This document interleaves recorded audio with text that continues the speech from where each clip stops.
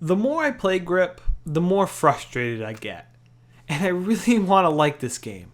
I mean, you don't get games where you can drive upright and upside down.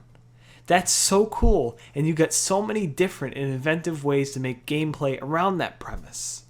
But they're just fundamental issues with Grip that make it an extremely frustrating experience. Firstly, the physics. Vehicle collisions are horrendous. Even if you're in a heavier, bigger vehicle, hitting any vehicle is like hitting a brick wall. There is no give, and you tend to spin out more than the vehicle you hit. Next, the vehicles are really bouncy. It's like trying to drive a ping pong ball. Hitting anything sends you ricocheting off into another object or vehicle. For rollers, this is a huge problem. Landing from a jump causes the vehicle to bounce up. Bumps and changes in the road make it very hard to control the rollers. Air blades definitely feel much smoother over rougher surfaces, but another issue that affects both vehicle types is downforce. It seems that the vehicles have no downforce, as even on relatively flat surfaces, the vehicles gain air for no reason. This becomes apparent when driving sideways and upside down. The littlest nudge or slight change in direction causes the vehicle to fly or fall off, even if you're going fast enough. Next is the air control. Letting go of the accelerator to use the air controls is definitely a bit weird, but I find the air controls to be incredibly slow, so you'll usually land awkwardly with no time to fix it. Lastly is the speed, which is both a physics and map design issue.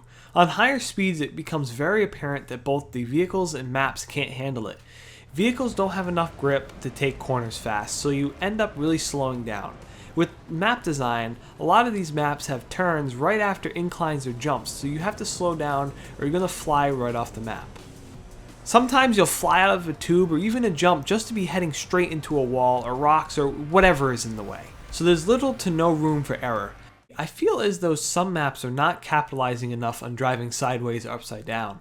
One time I saw this huge wall thinking that I could drive alongside of it. Nope, you only get a small portion and then you are dropped right back onto the main road.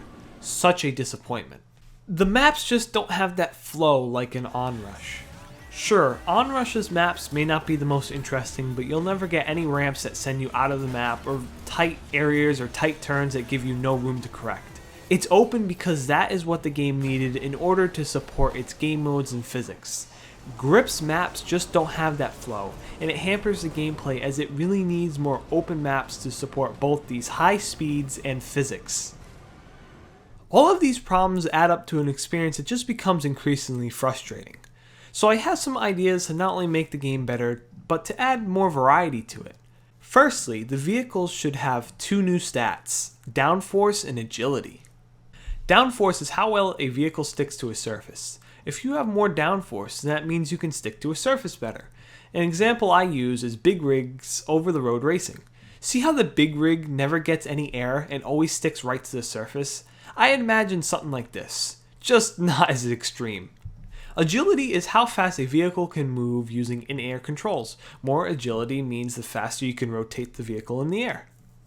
I believe these stats can play really well into the game. For rollers, they can favor more downforce as they're driving on the ground, while agility can be more favored to air blades as they're flying through the air. This can also extend to the vehicle models. Heavier tank vehicles can be less agile but more downforce compared to lighter, smaller vehicles, and vice versa. Also, make the vehicle collisions better. I shouldn't have a tanky vehicle stop almost completely dead in its tracks when hitting a much smaller vehicle. Even though I would love to see map changes, I know that this won't happen. Maybe for future maps, the devs can keep this in mind, but for the maps we have right now, we're just going to have to deal with it. And two last issues that I want to mention that I didn't mention beforehand was the Scorpion and the tutorial. The Scorpion rocket is like useless. Unless you're in like a really big open area, it tends to hit everything, like on curves or stuff above, or even the ground. You could shoot it in a relatively flat ground and it would just hit the ground. It's a really useless rocket and I would like for it to be improved so I can use it in more enclosed areas and it won't kill itself immediately. And I found the tutorial lacked a lot of information.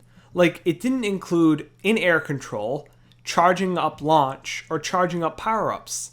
This information was not conveyed through that.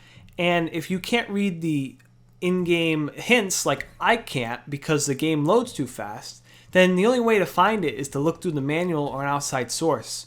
I really think these elements should be also conveyed in the tutorial so people know these right off the bat. Now, I know I've been complaining this whole time, but there are elements of grip that I enjoy. Not only do I love the vehicle designs, but also the vehicle customization, with plenty of paint schemes, decals, blades, tires, and rims to choose from. I also love the arena combat modes. These modes and maps really don't suffer from the issues I listed above, so the experience is really fun and rewarding. I can see the passion this dev team has to make an amazing game. We appreciate all the free and buyable content you've given us, but currently, with these fundamental issues, grip is just a frustrating experience. After the summer of combat, the devs really need to focus on addressing these issues. Once these issues are resolved, grip is going to be a fantastic game. Thanks for watching and have a nice day.